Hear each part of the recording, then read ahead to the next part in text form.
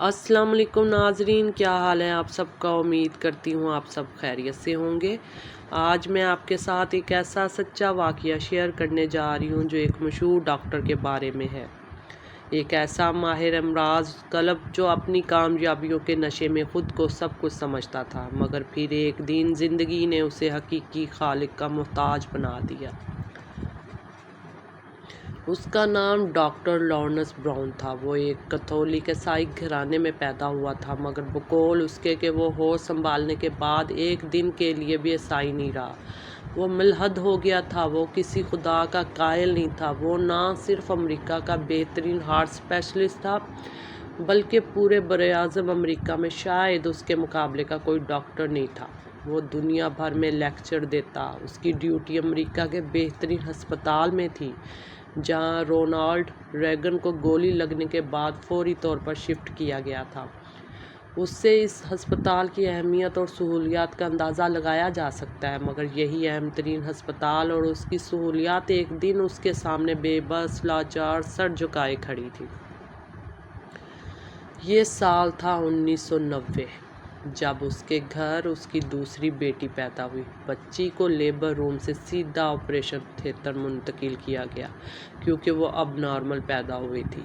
इसकी एक आर्टरी में नुक्स था, जिसकी वजह से उसके बदन को ऑक्सीजन मिला खून नहीं मिल पा रहा था। वो सर से पाँव के अंगूठे तक मेटा ब्लू गन पैदा हुई थी। बकौल डॉक्टर साहब, मैं खुद डॉक्टर था और मुझे पता था मेरी बच्ची के साथ क्या मसला है। उसका बदन मर रहा था, क्योंकि उससे ऑक्सीजन मिला खून नहीं मिल पा रहा था। उसका इलाज ये था कि उसकी चीड़ फाड़ करके आर्टरी की ग्राफ्टिंग करके उसे तब्दील किया जाए। मगर पहली बात ये कि इस ऑपरेशन की कामयाबी की कोई गारंटी नहीं थी। दूसरी बात ये कि अगर ये ग्राफ्टिंग कामयाब भी हो जाए तो भी साल 2 साल बाद फिर ग्राफ्टिंग करना होगी।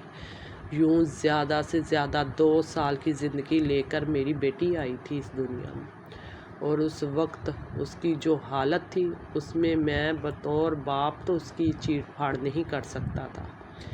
इसके लिए एक नहायत लायक डॉक्टर की सरबराही में एक टीम बना दी गई, जो अपना साजो सामान इकट्ठा करने में लग गई, और मैं ऑपरेशन थिएटर के साथ मुल्हक जो कमरा इस्तगासा प्रेयर हॉल था उसमें चला गया।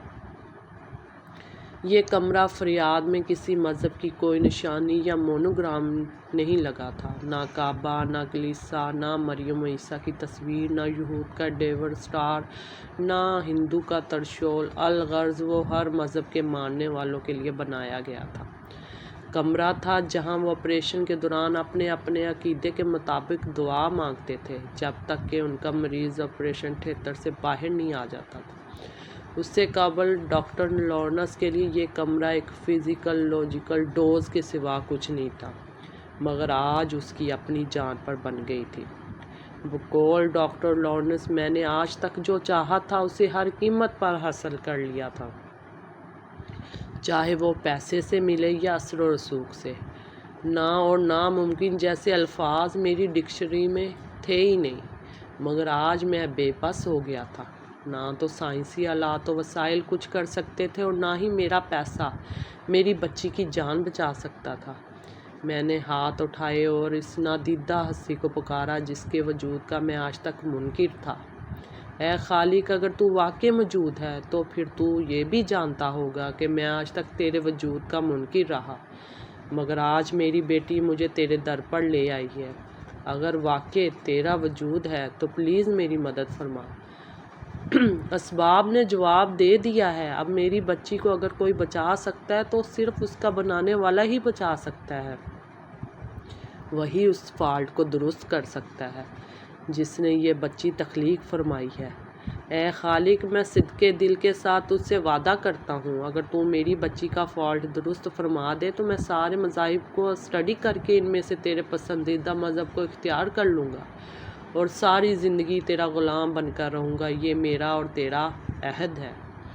मैंने सिद्के नियत से ये पैमान किया और उठ कर ऑपरेशन थिएटर में आ गया।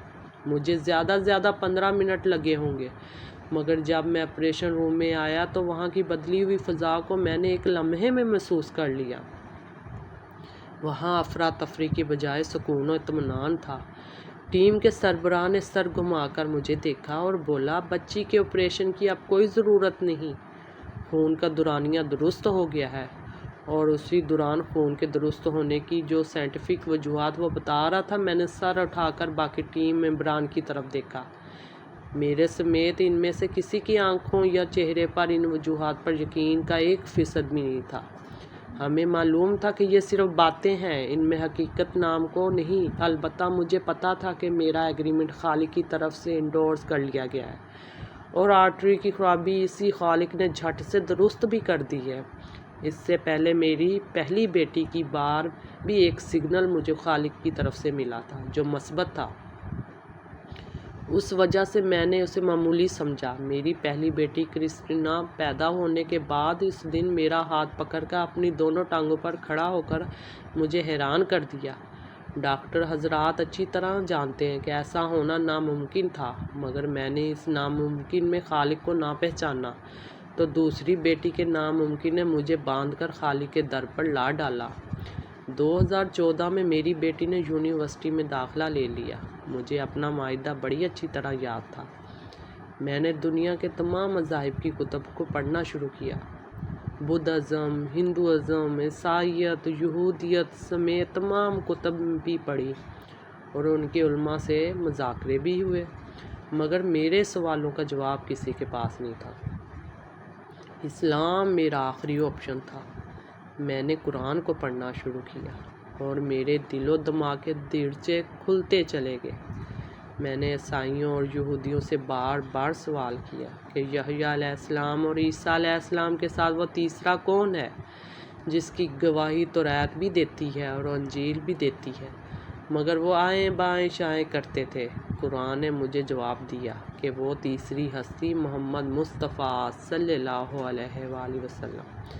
اے پاک ایمان کی دولت عطا فرما میرے پیارے آقا صلی اللہ علیہ وآلہ وسلم